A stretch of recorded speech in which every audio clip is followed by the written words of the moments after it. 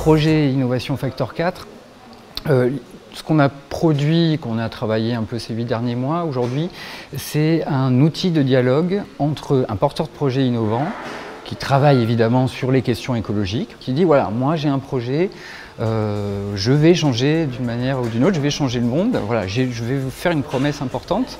Donc comment cet innovateur-là va travailler avec les gens dont le métier est de le soutenir? Des investisseurs par exemple, des accompagnateurs, des accélérateurs qui aujourd'hui eux savent très bien regarder le business model par exemple d'un projet innovant, c'est leur boulot. Par contre quand on commence à leur parler d'impact écologique, ouais, je vais réduire de 80% le nombre de bagnoles dans la ville, le nombre de déchets ou ce que vous voulez, ben là c'est plus difficile. Donc du coup le dialogue est un peu rompu. Pour un investisseur ça peut ouais ben, ok j'ai bien compris ce que tu me dis mais c'est pas évident.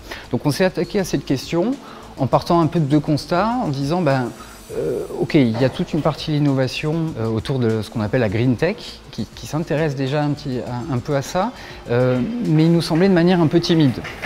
C'est-à-dire la green tech, voilà, elle a des modèles d'innovation qui sont assez différents du numérique, il y a beaucoup de propriétés intellectuelles, la culture de la diffusion n'est pas si évidente, donc ça ne nous satisfaisait pas. Et après on regarde du côté des innovateurs numériques, où là, alors, il se passe plein de choses, on réinvente plein de choses, mais par contre la connaissance des enjeux écologiques qui sont extrêmement complexes pour un innovateur ne sont pas évidentes.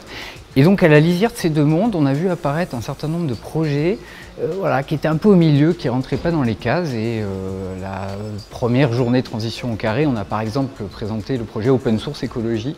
Open Source Écologie dit, voilà, moi je propose à des millions de mains dans le monde entier de prototyper, donc en open source, de manière libre, les 50 machines qui peuvent rendre un village autonome. Donc là-dedans, on va trouver un four à pain, on va trouver un tracteur, on va trouver une charrue, tout ce que vous voulez. Voilà, avec un potentiel quand même de diffusion assez massif et de collaboration aussi assez massif. Voilà, on s'est dit, bah, un projet comme ça, par exemple, aujourd'hui, il va avoir un investisseur, bah, c'est pas évident. Donc on a commencé à se poser cette question, à tirer un petit peu le fil de tout ça, et donc on est arrivé à créer ce référentiel Innovation Factor 4, qui s'appuie sur des outils déjà existants. L'idée, c'est pas de réinventer la roue, c'était de les mettre un peu en musique pour faciliter le dialogue entre l'innovateur et l'investisseur. Du coup, on propose de l'articuler autour de 3 questions. Que vous soyez innovateur ou investisseur, vous dites, bon, alors déjà, est-ce que ce projet est innovant? Et quel type d'innovation c'est? C'est l'innovation technologique, de service, d'usage. Déjà, il faut se poser un petit peu cette question-là. C'est quelque chose de neuf qui se différencie de la concurrence. Ça, en général, on est assez bien armé.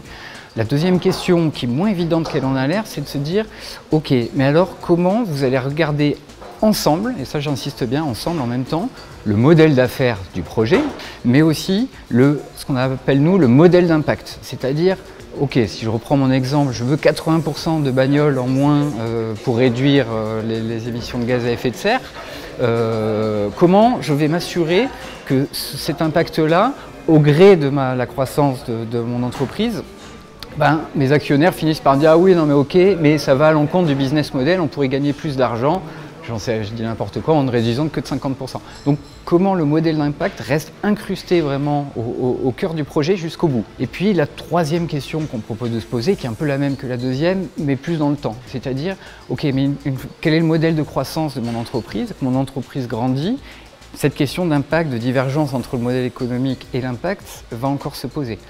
Je peux avoir des actionnaires derrière qui disent mais oui, non mais ok, et comment le modèle économique va primer sur le modèle d'impact? Et donc on a essayé de regarder comment de mettre en place un certain nombre d'outils qui permettent à l'innovateur ou à l'investisseur de bien poser le curseur entre ces deux enjeux économiques et d'impact. Voilà, donc on a publié ce travail-là, on est en train de le faire. La question qui se pose pour nous, pour le moment, c'est un document assez riche, mais qu'il va falloir mettre à l'épreuve, notamment de projets innovants. Et comment ça devient vraiment un outil opérationnel? Nous, on rêverait que des chargés de mission d'incubateurs ou des porteurs de projets se disent bah tiens, moi j'aimerais bien tester ça parce que ça m'aidera à mieux comprendre les projets que j'ai dans mon portefeuille qui viennent me voir avec des projets d'impact que je ne sais pas bien lire. Voilà, comment on va un petit peu engager le dialogue. Donc comment ce référentiel aujourd'hui Innovation Factor 4 pourrait devenir un vrai outil. Et donc évidemment, c'est comme tout ce que produit Transition au Carré, c'est un produit en Creative Commons, librement réutilisable, diffusable et donc mis à disposition de qui veut bien s'en servir.